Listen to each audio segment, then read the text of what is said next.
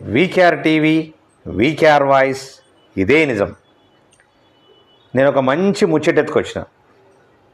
అదేంటంటే అసెంబ్లీలో రోజు అంటే జరుగుతున్నటువంటి సెషన్ అసెంబ్లీలో చూస్తూ ఉంటే అసలు భలే భలే విచిత్రంగా ఉంది తెలంగాణ అసెంబ్లీ. నిజంగా రాష్ట్రాలు విడిపోయిన తర్వాత, తెలంగాణ రాష్ట్రం వచ్చిన తర్వాత అసెంబ్లీ అనేటటువంటిది అష్టదరిద్రంగా తయారైంది అనిపిస్తూ ఉంది. ఎందుకోసమంటే వాళ్ళ కొట్లాటలు ఎక్కువైపోయినాయి తప్ప, వాళ్ళు ఒకరిదొకరు విమర్శించుకోవడం ఎక్కువైపోయింది తప్ప, ఏమాత్రం నిజమైనటువంటి ప్రజలకు ఏం చేయాలో, ప్రజాసేవ ఏంది, అసలు ప్రజలు ఏమనుకుంటున్నారు, ప్రజలకు మనం ఏం చేయాలా, ప్రజలు ఎట్లా నష్టపోతున్నారు, ఏది ఎక్కడ జరుగుతోంది, ఎట్లా నష్టం జరుగుతుంది అనేటటువంటిది ఆలోచించేటటువంటి పరిస్థితి లేదు. మీరు అధికారంలో ఉంటే మేము అధికారంలో రావాలంటే మిమ్మల్ని విమర్శించాలా, మేము అధికారంలో రావాలంటే మిమ్మల్ని విమర్శించాలి. అంటే ఒకరిదొకరు, అంటే ప్రతిపక్ష పొల్లు వీళ్ళ మీద వాడడము, వీళ్ళ మీద వాళ్ళు వాడడం, పక్షం వాళ్ళు వాళ్ళ మీద వాడడం. రాబోయే రోజుల్లో నాకేమనిపిస్తుందంటే అసెంబ్లీలో ఇది వాస్తవంగా జరుగుతుంది అనిపిస్తూ ఉంది నాకు. వీళ్ళందరి వ్యవహారం చూస్తూ ఉంటే, వీళ్ళందరి యాక్టివిటీస్ చూస్తూ ఉంటే, వీళ్ళందరి యొక్క మైండ్ సెట్ చూస్తూ ఉంటే రాబోయే రోజుల్లో ఏం జరుగుతుంది అనేది నేను చెప్పగలుగుతా. నిజంగా ఈ ఎవరైతే ఎమ్మెల్యేలు ఉన్నారో, మగ ఎమ్మెల్యేలు అందం, మగ ఎమ్మెల్యేలు ఖచ్చితంగా గల్లలు పట్టుకొని కొట్టుకునేటటువంటి, అసెంబ్లీ సాక్షిగా గల్లలు పట్టుకొని కొట్టుకునేటటువంటి పరిస్థితి రాబోతుంది. అదే మహిళా ఎమ్మెల్యేలు జుట్లు పట్టుకొని కొట్టుకునేటటువంటి పరిస్థితి వస్తుంది.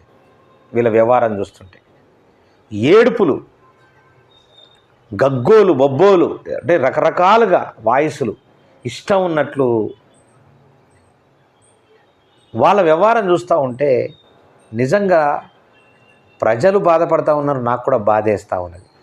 ఎంత దారుణంగా తయారైందంటే అసలు వాళ్ళను చూసి ప్రజలు నేర్చుకోవాలన్నా, ప్రజలను చూసి వాళ్ళు నేర్చుకునేటటువంటి పరిస్థితి వచ్చింది. ఇలా ప్రజలకు ఏం సమాధానం చెప్తారు? ప్రజలకు ఏం మెసేజ్ చెప్పాలనుకుంటున్నారు? మేము అసెంబ్లీలో గల్లలు పట్టుకొని కొట్టుకుంటాం, మీరు కూడా ప్రతి ఇంట్లో గల్లలు పట్టుకొని కొట్టుకోవాలనే కదా దాని అర్థం. అంటే ఏం మెసేజ్ చెప్పాలనుకుంటున్నారు? వాస్తవానికి ఎప్పుడైతే రాష్ట్రాలు విడిపోయినాయో అష్టదరిద్రంగా అసెంబ్లీ తయారు చేశారు, అష్టదరిద్రంగా అసెంబ్లీని నడుపుతూ ఉన్నారు. అసలు ఏం మాట్లాడుతున్నారో అర్థం కాదు ప్రజలకు, వాళ్ళు ఏం చేస్తున్నారో అర్థం కాదు ప్రజలకు.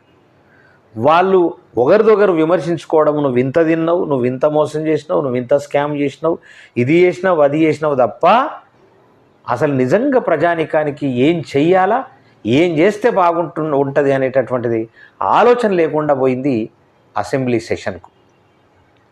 నిజంగా ఎటువైపు పోతున్నది అంటే తెలంగాణ, ఆంధ్రప్రదేశ్ 2 రాష్ట్రాలు భారతదేశంలో ప్రతి అసెంబ్లీ ఇట్లా జరగాలనే ట్రైనింగ్ ఇస్తున్నారా?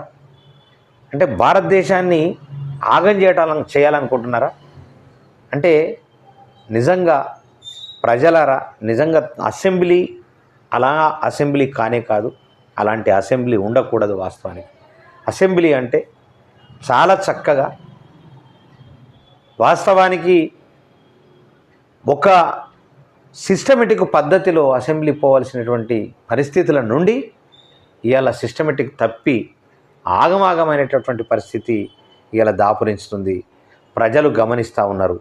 నిజంగా రాజకీయాన్ని ఎంత దారుణంగా తయారు చేసిండ్రంటే ఇక చెప్పరాని దారుణంగా తయారు చేశారు.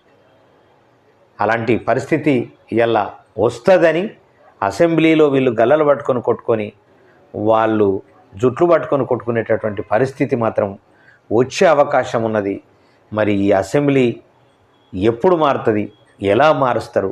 ఏదైనా మరి కోర్టులు కానీ లేకుంటే సెంట్రల్ గవర్నమెంట్లు కానీ ఏదైనా ఒక సిస్టమేటిక్ జీవో లాంటిది ఏదన్నా తీసుకొచ్చి, అంటే ఒక జీవో ఉంటే అసెంబ్లీలో ఇట్లా జరిగితే కొన్ని అమైండ్మెంట్స్ ఏర్పాటు చేసి ఇట్లా జరిగితే ఖచ్చితంగా వాళ్ళను పూర్తిగా సస్పెండ్ చేసి వాళ్ళు ఎమ్మెల్యేగా పోటీ చేయకుండా ఒక నిబంధన పెడితే మాత్రం డెఫినెట్గా మార్పు వస్తుంది.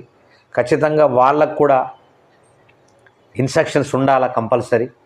వాళ్ళకు కూడా ఒక నిబంధనలు ఒక నియమాలు ఉండాలా. నియమ నిబంధనలకు వ్యతిరేకంగా ఎవరైతే పాటుపడతారో వాళ్ళను పూర్తిగా అసెంబ్లీ నుంచి తొలగించేసి టోటల్గా ఎమ్మెల్యే కూడా కంప్లీట్గా ఎమ్మెల్యే పదవిని కూడా తొలగించేటటువంటి పరిస్థితి ఖచ్చితంగా భారతదేశంలో రావాలని మనస్ఫూర్తిగా కోరుతూ, తెలంగాణ ప్రజలారా మీరు ఆల్రెడీ గమనిస్తూ ఉన్నారు, వాళ్ళ వ్యవహారం చూస్తూ ఉంటే దారుణంగా తయారైంది. ఒకప్పుడు ఉమ్మడి ఆంధ్రప్రదేశ్లో ఎంత అద్భుతంగా ఉండెనో అంత దారుణంగా దిగజారి ఇలా అంతకన్నా దారుణంగా దిగజారి ఇలా మాట్లాడుతున్నటువంటి వ్యవహారం చూస్తూ ఉంటే చాలా బాధేస్తూ ఉంది. గమనించండి. ఖచ్చితంగా ఈ ప్రజానాయకులకు, ఈ రాజకీయ నాయకులకు మరి మీరే బుద్ధి చెప్పాలని కోరుతూ నా వీడియోను ఖచ్చితంగా మీరు సబ్స్క్రైబ్ చేయండి. నా ఛానల్ను సబ్స్క్రైబ్ చేసి, లైక్ చేసి, కామెంట్ చేసి, ఖచ్చితంగా షేర్ చేసి, ఖచ్చితంగా మీరు మాత్రం లైక్ చేయడం మర్చిపోకండి, కామెంట్ చేయడం కూడా మర్చిపోకండి దయచేసి. ఖచ్చితంగా మీకోసమే నేను, నా కోసమే మీరు. జై తెలంగాణ, జై జై తెలంగాణ.